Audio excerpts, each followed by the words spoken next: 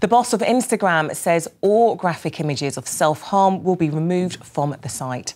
In an interview with the BBC, Adam Missouri explained why such images had been allowed to remain on the site in the past. So historically, we have allowed content related to self-harm that's admission, because people sometimes need to tell their story, but we haven't allowed anything that promoted self-harm. But moving forward, actually, we're going to change our policy to not allow any graphic images of self-harm, whether or not it's admission or promotion. Well, a real development from Instagram there. To discuss this a little bit more, we've got Layla Preston, who's a mum and author of online magazine Motherhood Diaries, Andy Burrows, who's the head of child safety online at the NSPCC, and social media influencer Amy Neville. Good evening to you all. Andy, first I want to get reaction to this just late, very breaking news or very new development from Instagram here. Yeah. What do you think? Is this the right step forward? Are you expecting Instagram to make this move? Well, we met with Instagram earlier today where they told us that they would be making this change. It's a welcome step because what we've seen really is that Instagram and other social media platforms haven't followed their own rules. They've been really clear that their guidelines say that any material that promotes or glorifies self-harm shouldn't be on the site. But time and again, we've seen really graphic, disturbing images. So this is a welcome step. But let's be clear, this is after several weeks of sustained media pressure. And it's really clear that it's time that platforms were legally made now to take action. I mean, Layla, going back to parents and watching their kids and how much time they spend on social media. What was your reaction to this new advice and guidance that's come from these top doctors? Well, I think it's great because, you know, us parents do need to set an example for our kids. You know, we're the ones monitoring what they're doing all the time. But so much can be done from us because we're not monitoring them all the time. We're not monitoring what they're using on the screens. So I think it's great that social media, you know, top social media people like Instagram are taking more steps forward to be able to make sure that there's no graphic images. I think that's great. I mean, you've got two boys, I do, 6 and 8, right? 6 and 8, yeah. So how do you monitor them now, and how do you think you're going to be able to monitor them as they get older, as they become teenagers? I imagine they don't have their phones. When you give them a phone, what's that going to be like? How could that change? Well, I'm very lucky that we don't have that social media argument at home just yet. Oh, just wait. It's lots of fun. Yeah. Let me tell you that. Exactly, I know. So, so I'm lucky in the sense that I can monitor them, and you know, we operate on a rule of 10s at home, where you know I give them the responsibility of using the screens, and they have a 10-minute job, and that earns them 10 minutes of screen time, and then they can have another 10-minute job, and that earns them another 10 minutes of screen time. And what I'm trying to do is bring back that control for them so that hopefully later on in life they can use that control and that responsibility for themselves. And, you know, I like the advice was saying, you know, we don't do phones on the dinner table. You know, I get barely 1 to 2 hours with my kids. So, you know, they have activities after school. So that's really important for me to have that family bonding time.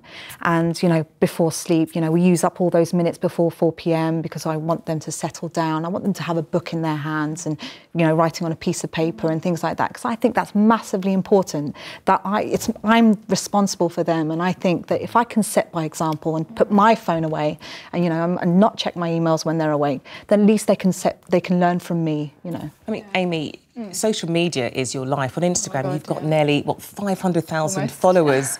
That is incredible. But how do you find social media affects you personally? Well, I get anxiety. I travel all the time as well, and I do get anxiety from it. I feel like you have so much pressure when you've got nearly 500,000 people following you, and especially with young girls. I get girls saying, I want to be a model, I don't want to go to uni, I want to do what you're doing. But there's so much more that goes into it. I sit up till 1, 2 in the morning and I can't get off my phone.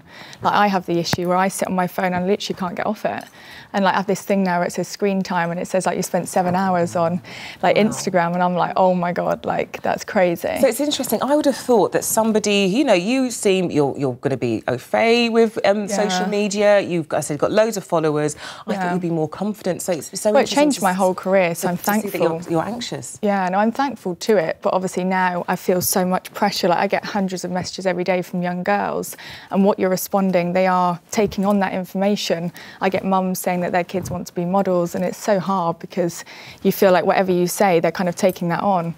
Like if I have a Domino's, for example, you get people going, I've had a Domino's too. Like, you're such an influence. And I think you have to be so careful what you are putting on social media. Well, I mean, that's one of the things, and parents can be so worried about what their children are watching, reading, viewing on social media. Well, we spoke to some parents today to get an idea and speak to them about how they feel about their children going on social media. I've been doing that anyway because I do think that they are harmful for social interaction. I do think they're highly addictive and they can cause lots of problems. I wouldn't agree with having tablet all the time with them, and you know, it's just, it's not really good for their development, and plus it's not good for, you know, their brains. Limiting the time from the screen also enables them to socialise and to understand each other better. Not really sure why they've had to suddenly bring in guidelines that most people know they shouldn't be putting. I mean, how old is the thing of don't watch TV before bed? Why would an iPad be any different or a phone be any different?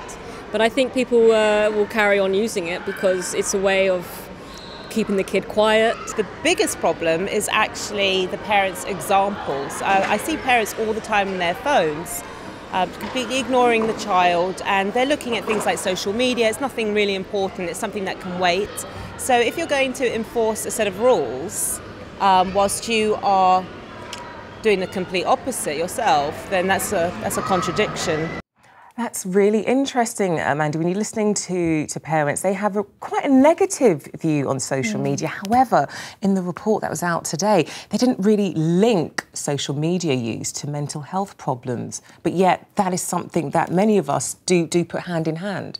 So, really, we need to see more evidence to understand whether or not there is a link and what some of those links might be. But actually, one of the problems is that it's really difficult to try and understand and build that evidence base because we need to get information from the tech firms, from the platforms themselves, and they actually won't share very much information about what they do on their sites, about what the impacts are, how long people are using their sites for. So one of the big challenges here is if we are going to see the government take action, then we need to find a way of making sure that industry actually starts giving the information about what users do on their sites, how long children are spending and what some of the risks are.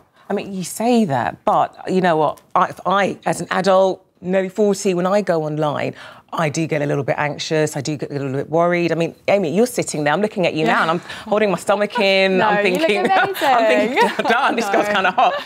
But when you're reading that and you're watching that and you're viewing that online, that of course must have an effect on impressionable young people. Yeah, well, I get messages from men all the time saying, like, send nudes or send pictures of your feet, like so many messages. You don't know who these people are. And you think if that's, obviously I've got a bigger following, but some young girls who are teenagers can get messages from people, and what if they feel influenced to say, do you know what, I might send a picture back. Like, I've been a 16-year-old girl and I was quite not shy, and I didn't. You could probably just easily send a message back. And that's a really huge problem, you know. So our research has shown that 1 in 20 primary school children have had have been sent a sexual picture by an adult. I have. So when I was on it's Snapchat, shocking. I had pictures of men doing weird things, like a lot, and I didn't have a big following then. So you just think, like, what are these girls getting sent? Well, we have been in touch with some of the social media companies we've mentioned, Instagram, Facebook and Twitter.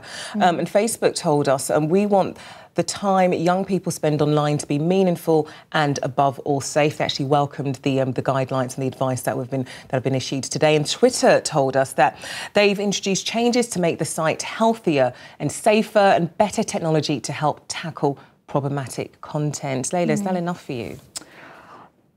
They say this now because, you know, there's been so, like you said, there's been so much pressure on them, and it's more like a reaction rather than being proactive.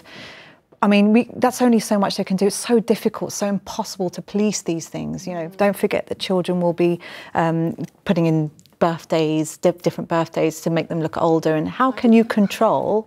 How can you control what's on the feed? You can't. It's so difficult. You know, these platforms come from data from other people. So I think it's a great step. It's a great step forward, but you know, it's a little late in the game, I think. And let's hope that hopefully going forward, we'll learn more about social media and we'll know what to do then. But in the meantime, you know, I'm going to still be monitoring my kids, you know, making sure that they understand what they're watching and educate them. Because again, don't forget, they're growing up in a digital world and we don't want to take that away from them. No. So. Okay, well, Layla, Andy and Amy, I'm really good talking to you all. Thanks so much. Thank you. Thank you. Thank you. Thank you.